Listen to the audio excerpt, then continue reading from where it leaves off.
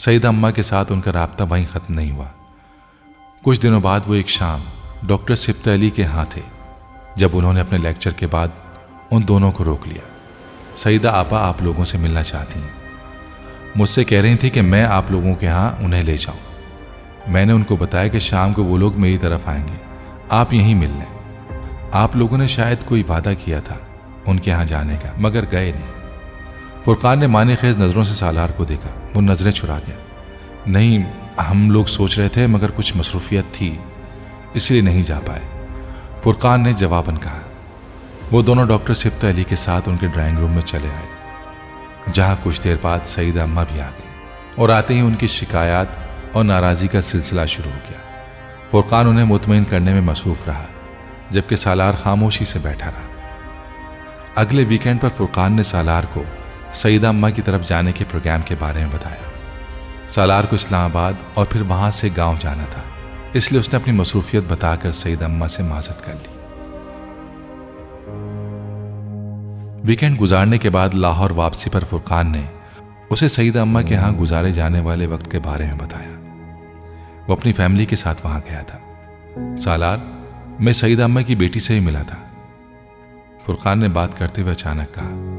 बहुत अच्छी लड़की है। सईदा अम्मा के बरक्स खासी खामोश तबा लड़की है, बिल्कुल तुम्हारी तरह। तुम दोनों की बड़ी अच्छी गुजरेगी, नौशीन को भी बहुत अच्छी लगेगी। फुरकान, तुम सिर्फ दावत की हद तक रहो तो बेहतर है, सालार ने उसे टोका।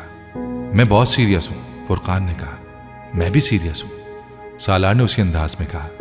तुम्हें पता है फुरकान, तुम जितना शादी पर इसरार करते हो, मेरा शादी से उतना ही दिल उठ जाता है, और ये सब तुम्हारी इन बातों की वजह से है।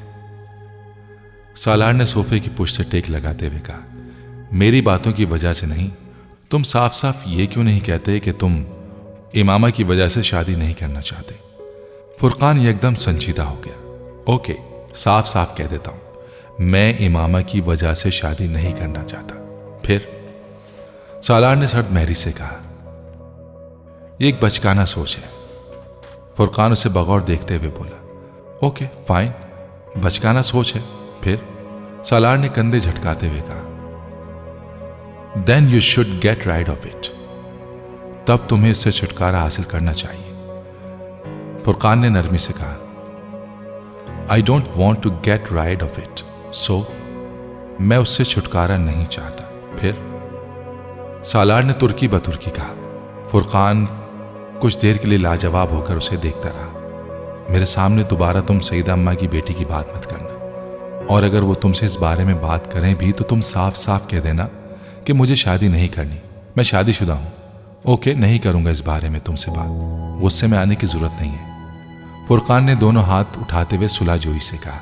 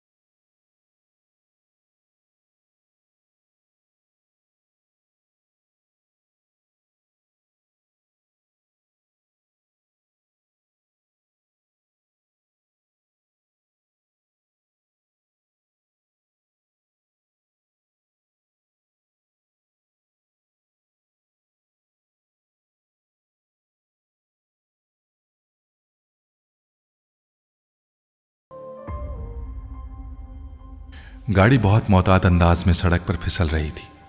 सालार कई साल बाद पहली बार इस सड़क पर रात के इस पहर गाड़ी चला रहा था। वो रात उसकी आंखों के सामने किसी फिल्म की तरह चल रही थी।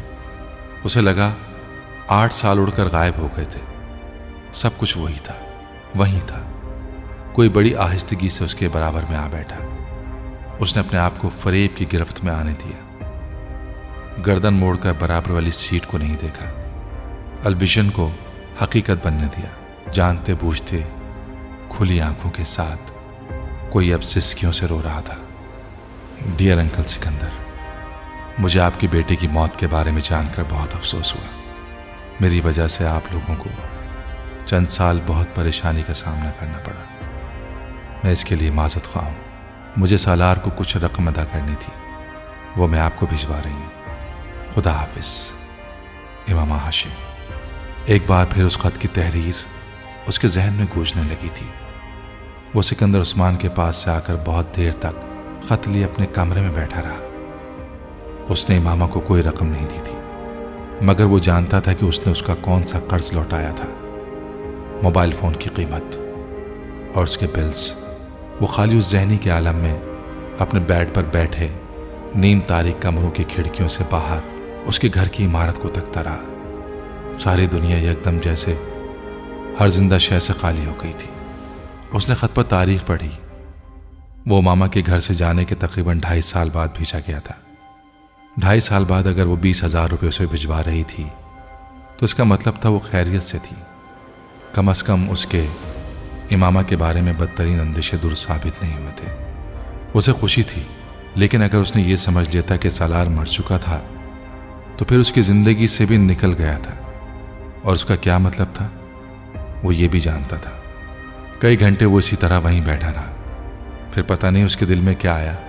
अपना बैग पैक करके वो घर से निकल आया और अब वो सड़क पर था, उसी धुंध में, उसी मौसम में। सब कुछ जैसे धुआं बन रहा था या फिर धुंध।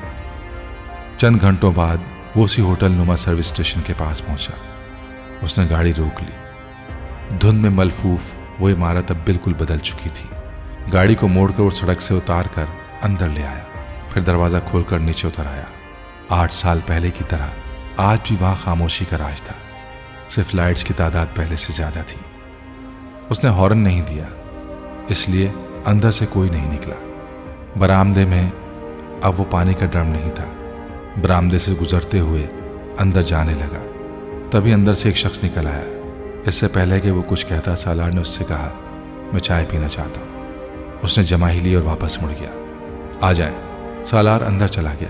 ये वही कमरा था, मगर अंदर से कुछ बदल चुका था। पहले की निस्बत मेज़ों और कुर्सियों की तादाद ज़्यादा थी। कमरे की हालत भी बहुत बेहतर हो चुकी थी। चाय लेंगे या उसके साथ कुछ और भी? उस आदमी ने मुड़कर अचानक पूछा। सिर्फ चाय। सालार एक कुर्सी खींच कर बैठ गया। आदमी काउंटर के अक़ब में अब स्टोव जलाने में मसरूफ हो चुका था। आप कहाँ से आए हैं? उसने चाय के लिए केतली ऊपर रखते हुए सालार से पूछा। जवाब नहीं आया। उस शख्स ने गर्दन मोड़कर देखा। चाय पीने के लिए आने वाला वो शख्स कमरे के एक कोने में नजरें जमाए हुए था, बिल्कुल पत्थर के किसी मुजस्समे की तरह बेहिस व बेहरकत। वो नमाज पढ़कर उसके बिलमुकाबिल मेज़ की दूसरी जानिब कुर्सी पर आ बैठी थी। कुछ कहे बगैर उसने मेज़ पर पड़ा चाय का कप उठाया और उसे पीने लगा। लड़का तब तक बर्गर ले आया था और अब टेबल पर बर्गर रख रहा था। सालार तीखी नज़रों के साथ बर्गर की प्लेट को देख रहा था जो उसके सामने रखी जा रही थी। जब लड़के ने प्लेट रख दी तो सालार ने कांटे के साथ बर्गर का ऊपर वाला हिस्सा उठाया और तनकीदी नज़रों से फिलिंग का जायज़ा लिया।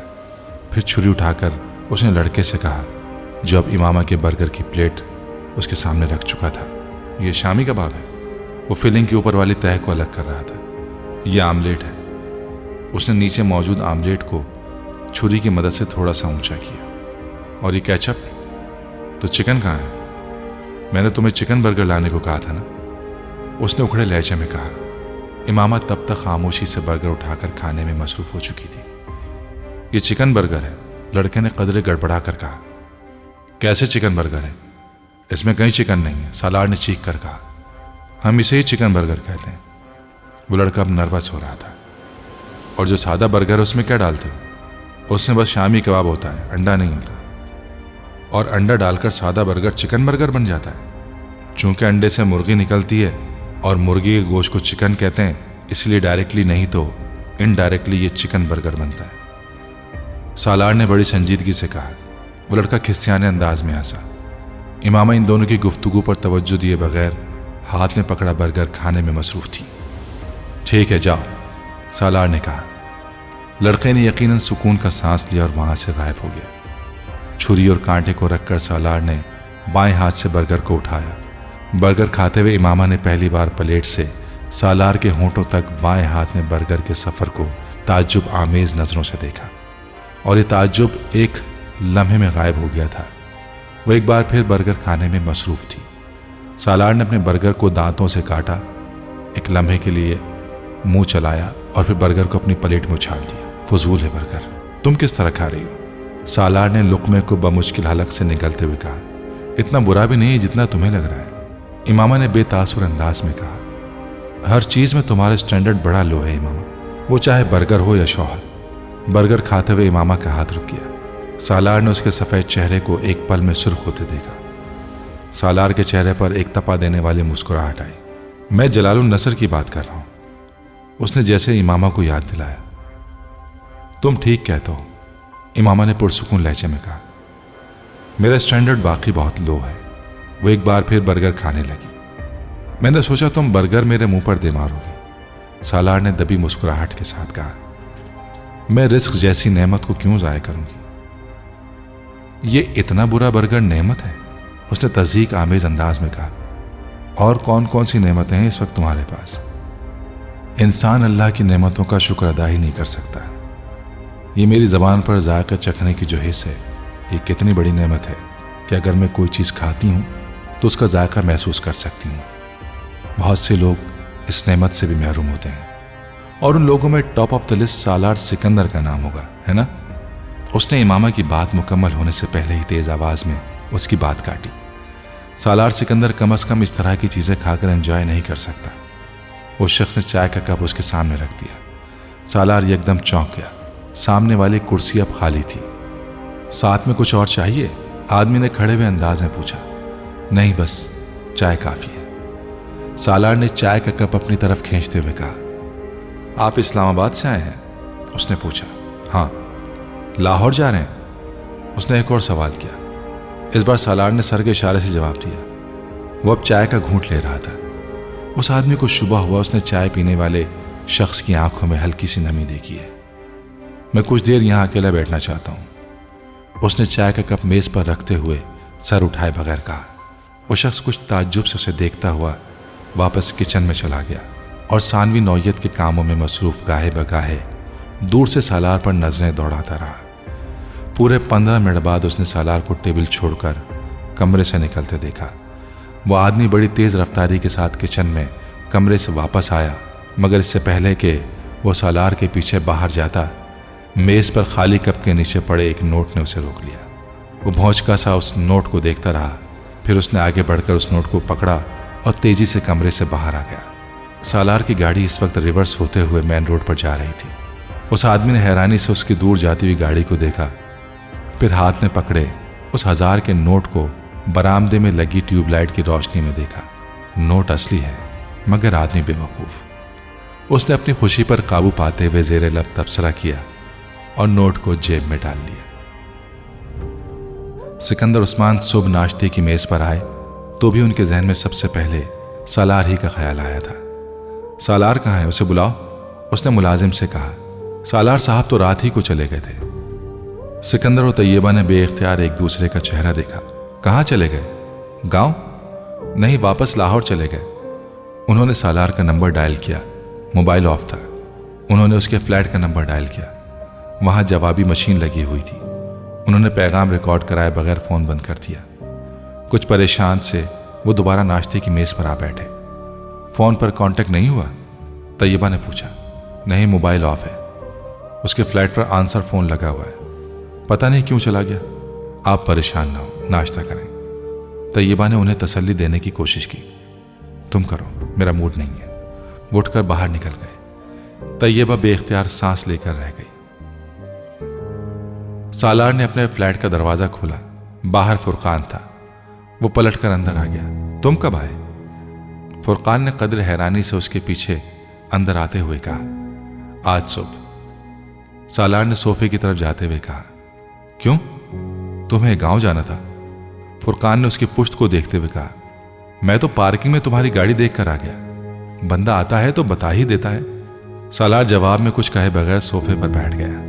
क्या हुआ? फुरकान ने पहली बार उसके चेहरे को देखा और तशवीश में मुब्तला हुआ। क्या हुआ?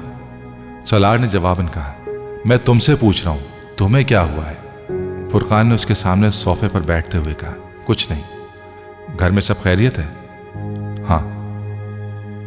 तो फिर तुम, सर में दर्द है? मिग्रेन? फुरकान अब उसके चेहरे को गौर से देख रहा था। नहीं। सालार ने मुस्कुराने की कोशिश नहीं की। उसका फायदा भी नहीं था। उसने अपनी आंखों को मसला। तो फिर क्या हुआ है तुम्हें? आंखें सुर्ख हो रही हैं। मैं रात सोया नहीं, ड्राइव करता रहा हूं। सालार ने बड़े आम से अंदाज में कहा, तो अब सो जाते यहां का फ्लैट पर। सुबह से क्या कर रहे हो? फुरकान ने कहा, कुछ भी नहीं। सोए क्यों नहीं? नींद नहीं आ रही। तुम तो स्लीपिंग पिल्स लेकर सो जाते हो, फिर नींद ना आना क्या माने रखता है? फुरकान को ताज्जुब हुआ। बस आज नहीं लेना चाहता था मैं, या ये समझ लो मैं सोना नहीं चाहता था। खाना खाया है?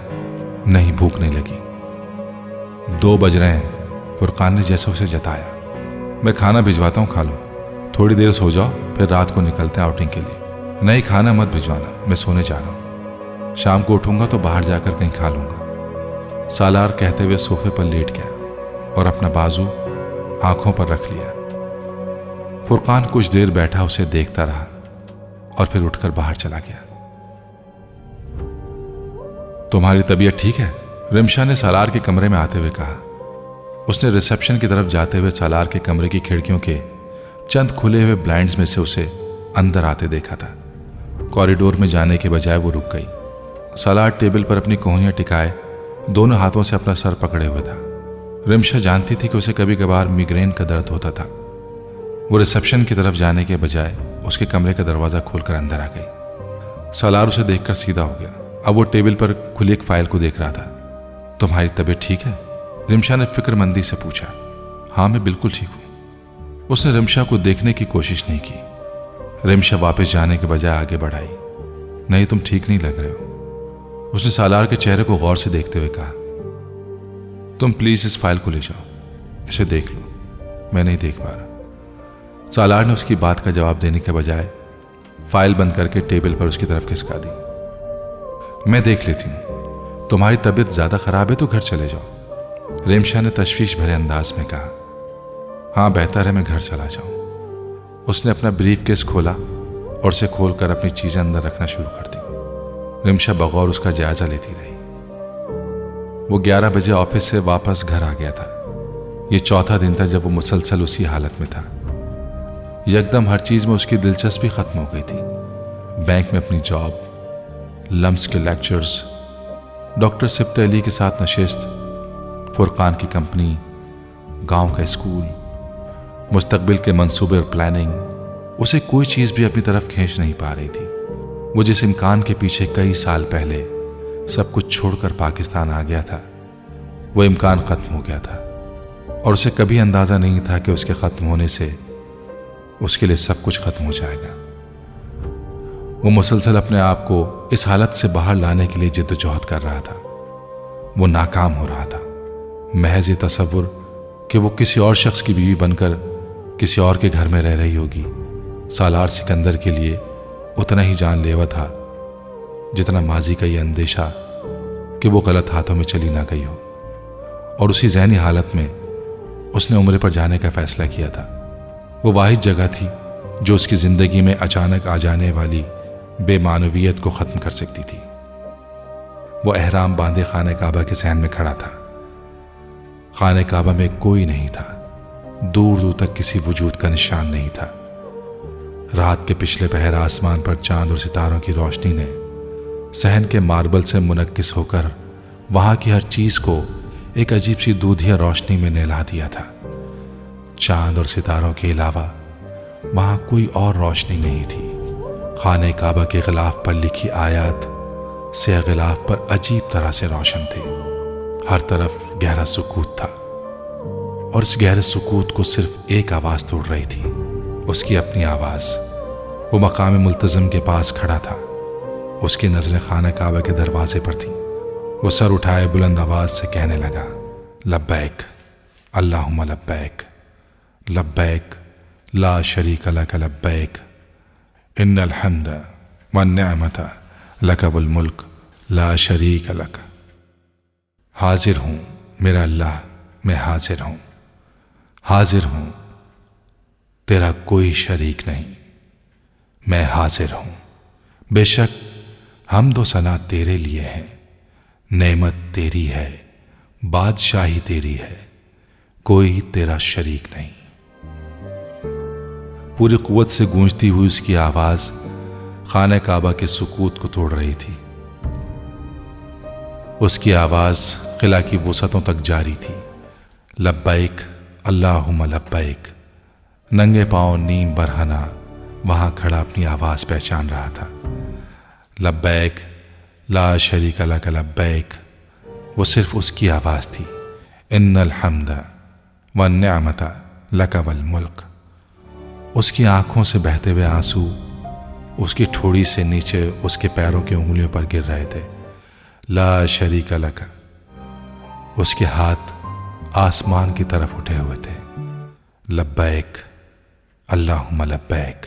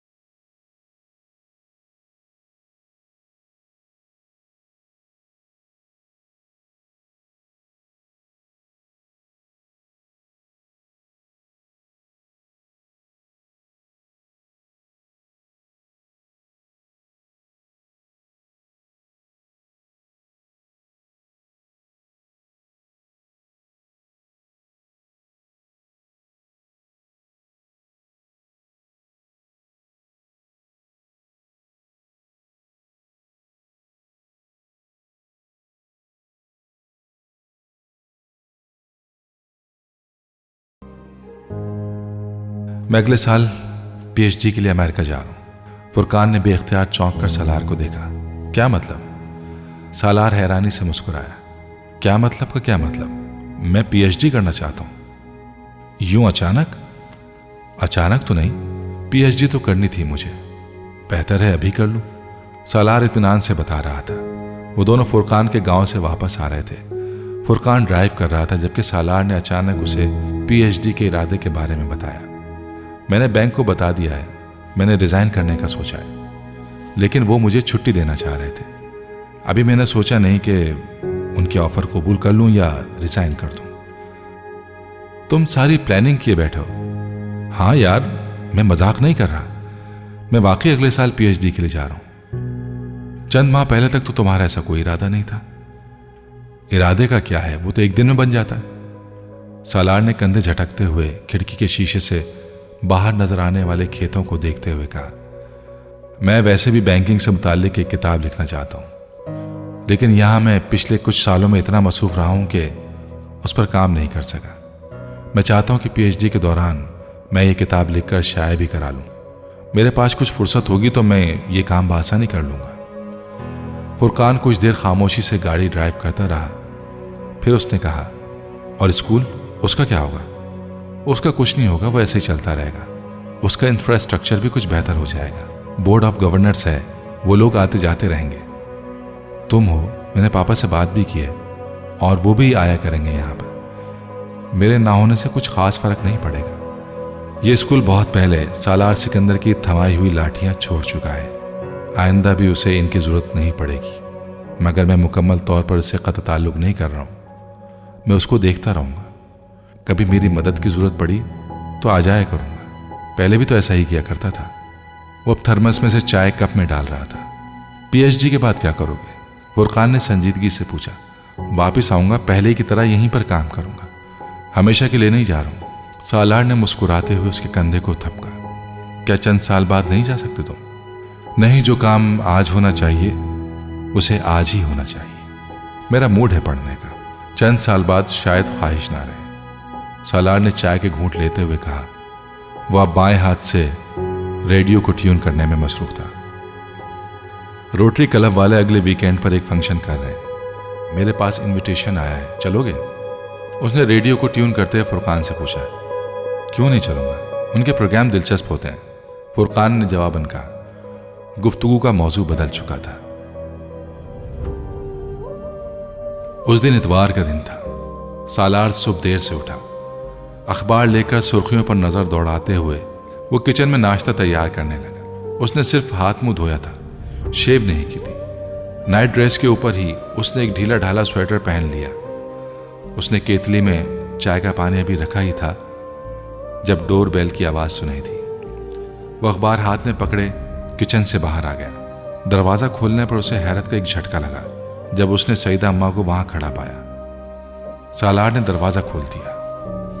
अस्सलाम वालेकुम, कैसी हैं आप? अल्लाह का शुक्र है, मैं बिल्कुल ठीक हूं, तुम कैसे हो? उन्होंने बड़ी गर्मजोशी के साथ उसके सर पर अपने दोनों हाथ फेरे। मैं भी ठीक हूं, आप अंदर आए, उसने मुस्कुराते हुए कहा। ठीक लग तो नहीं रहे हो, कमजोर हो रहे हो, चेहरा भी काला हो रहा है। उन्होंने अपनी ऐनक के शीशों के पीछे से उसके चेहरे को गौर से देखा। रंग काला नहीं हुआ, मैंने शेव नहीं की। सालार ने बेइख्तियार अपनी मुस्कुराहट रोकी। वो उनके साथ चलता हुआ अंदर आ गया। लो भला, शेव क्यों नहीं की? अच्छा, दाढ़ी रखना चाहते हो? बहुत अच्छी बात है, नेकी का काम है, बहुत अच्छा कर रहे हो। वो सोफे पर बैठते हुए बोली। नहीं अम्मा, दाढ़ी नहीं रख रहा हूं, आज इतवार है, देर से उठा हूं, कुछ देर पहले ही, इसलिए शेव नहीं की। वो उनकी बात पर महसूस हुआ। देर से क्यों उठे? बेटा, देर से ना उठा करो, सुबह जल्दी उठकर फजर की नमाज पढ़ा करो, चेहरे पर रौनक आती है, इसीलिए तो तुम्हारा चेहरा मुरझाया हुआ है। सुबह नमाज पढ़कर बंदा कुरान पढ़े, फिर सैर को चला जाए, सेहत भी ठीक रहती है और अल्लाह भी खुश होता है। सालार ने गहरा सांस लिया। मैं नमाज पढ़कर सोया था, सिर्फ इतवार वाले दिन ही देर तक सोता हूं, वरना रोज सुबह वही करता हूं जो आप कह रही हैं। वो उसकी वजाहत पर बेहद खुश नजर आने लगी। बहुत अच्छी बात है, इसीलिए तुम्हारा चेहरा चमक रहा है, रौनक नजर आ रही है। उन्होंने अपने बयान में एक बार फिर तब्दीली की। आप क्या लेंगी? वो अपने चेहरे पर कोई तबसरा नहीं सुनना चाहता था, इसलिए मौजू बदला। नाश्ता करेंगी? नहीं, मैं नाश्ता करके आई हूं। सुबह 6-7 बजे नाश्ता कर लेती हूँ, 11:30 बजे तो मैं दोपहर का खाना भी खा लेती हूँ। उन्होंने अपने मामूलात से आगाह किया। तो फिर दोपहर का खाना खा लें, 10:30 तो हो रहे हैं। नहीं, अभी तो मुझे भूख नहीं। तुम मेरे पास आकर बैठो, मैं आता हूं अभी। वो उनके इनकार के बावजूद किचन में आ गया। पूरे 6 माह से तुम्हारा इंतजार कर रही हूं, तुमने एक बार भी शक्ल नहीं दिखाई, हालांकि वादा किया था तुमने। उसे किचन में उनकी आवाज सुनाई दी। मैं बहुत मसरूफ था अम्मा जी। उसने अपने लिए चाय तैयार करते हुए कहा। लो, ऐसी भी क्या मसरूफियत? अरे बच्चे, मसरूफ तो वो होते हैं जिनके बीवी बच्चे होते हैं। ना तुमने घर बसाया, न तुम घर वालों के साथ रह रहे हो, फिर भी कहते हो मसरूफ था। वो टोस्टर से स्लाइस निकालते हुए उनकी बात पर मुस्कुराए। अब यही देखो, ये तुम्हारे करने के काम तो नहीं है। वो उसे चाय की ट्रे लाते देखकर खफगी से बोली। मैं तो कहती हूं ये काम मर्द के करने वाले ही नहीं। वो कुछ कहे बगैर मुस्कुराते हुए मेज पर बर्तन रखने लगा। अब देखो, बीवी होती तो ये काम बीवी कर रही होती। मर्द अच्छा नहीं लगता ऐसे काम करते हुए। आप ठीक कहती हैं अम्मा जी, मगर अब मजबूरी है, अब बीवी नहीं है तो क्या किया जा सकता है? सालार ने चाय का कप उनकी तरफ बढ़ाते हुए कहा। उन्हें उसकी बात पर झटका लगा। यह क्या बात हुई, क्या किया जा सकता है? अरे बच्चे, दुनिया लड़कियों से भरी हुई है। तुम्हारे तो अपने माँ बाप भी हैं, उनसे कहो तुम्हारा रिश्ता तय करें, या तुम चाहो तो मैं कोशिश करूं। सालार को एकदम सूरत हाल की संगीनी का एहसास होने लगा। नहीं नहीं अम्मा जी, आप चाय पिए, मैं बहुत खुश हूं अपनी जिंदगी से। जहां तक घर के कामों का ताल्लुक है तो वो तो हमारे पैगंबर सल्लल्लाहु अलैहि वसल्लम भी किया करते थे। लो, अब तुम कहां से कहां पहुंच गए। मैं तो तुम्हारी बात कर रही हूं। वो कुछ गड़बड़ा गई। आप ये बिस्किट लें और केक भी। सालार ने मौजू बदलने की कोशिश की। अरे हाँ, जिस काम के लिए मैं आई हूं वो तो भूल ही गई। उन्हें अचानक याद आया, अपने हाथ में पकड़ा बड़ा सा बैग उन्होंने खोलकर अंदर कुछ तलाश करना शुरू कर दिया। तुम्हारी बहन की शादी तय हो गई है। सालार को चाय पीते बेइख्तियार अच्छू लगा। मेरी बहन की? अम्मा जी, मेरी बहन की शादी तो 5 साल पहले हो गई थी। उसने कुछ हक्का बक्का होते हुए बताया। वो इतनी देर में अपने बैग से एक कार्ड बरामद कर चुकी थी। अरे मैं अपनी बेटी की बात कर रही हूं, आमना की। तुम्हारी बहन हुई ना? उन्होंने उसके जुमले पर बड़े अफसोस के आलम में देखते हुए कार्ड थमाया। सालार को बेइख्तियार हंसी आई। कल तक वो उसे उसकी बीवी बनाने की कोशिश में लगी हुई थी और अब एकदम बहन बना दिया। मगर उसके बावजूद सालार को बेतहाशा इत्मीनान महसूस हुआ। कम से कम अब उनसे या उनकी बेटी से कोई खतरा नहीं था। बहुत मसरूर सा होकर उसने कार्ड पकड़ लिया। बहुत मुबारक हो। कब हो रही है शादी? उसने कार्ड खोलते हुए कहा। अगले हफ्ते। चलें अम्मा जी, आपकी फिक्र तो खत्म हो गई। सालार ने मेरी के बजाय आपकी का लफ्ज इस्तेमाल किया। हाँ, अल्लाह का शुक्र है, बहुत अच्छी जगह रिश्ता हो गया। मेरी जिम्मेदारी खत्म हो जाएगी, फिर मैं भी अपने बेटों के पास इंग्लैंड चली जाऊंगी। सालार ने कार्ड पर एक सरसरी सी नजर दौड़ाई। ये कार्ड तुम्हें देने खास तौर पर आई हूं। इस बार कोई बहाना नहीं सुनूंगी। तुम्हें शादी पर आना है, भाई बनकर रुखसत करना बहन को। सालार ने अपनी मुस्कुराहट जब्त करते हुए चाय का कप लिया। आप फिक्र ना करें, मैं जरूर आऊंगा। वो कप नीचे रखकर स्लाइस पर मक्खन लगाने लगा। ये फुरकान का कार्ड भी ले आई हूं मैं, उसको भी देने जाना है। उन्हें अब फुरकान की याद सताने लगी। फुरकान को तो आज भाभी के साथ अपने ससुराल जाना था।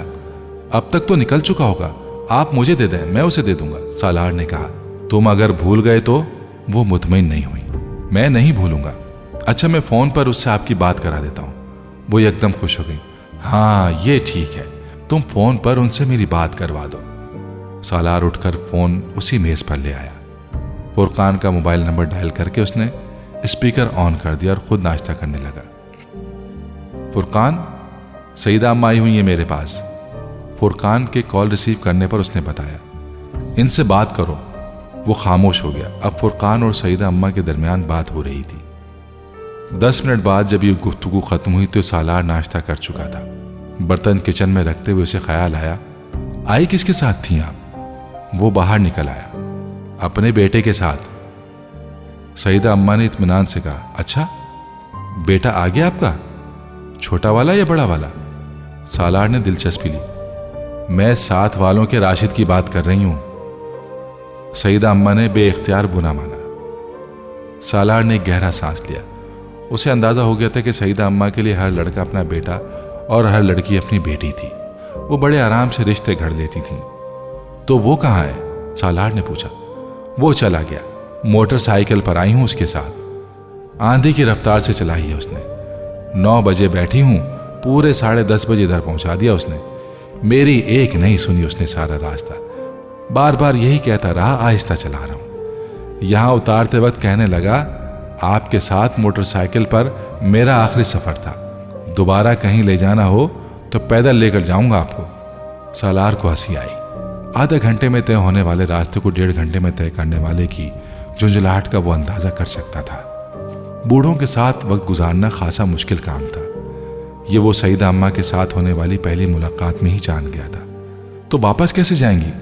राशिद लेने आएगा आपको? हाँ, उसने कहा तो है कि मैच खत्म होने के बाद आपको ले जाऊंगा। अब देखो कब आता है। वो उसे एक बार फिर अपनी बेटी और उसके होने वाले ससुराल के बारे में इत्तला पहुंचाने लगी। वो मुस्कुराते हुए बड़ी फर्माबरदारी से सुनता रहा।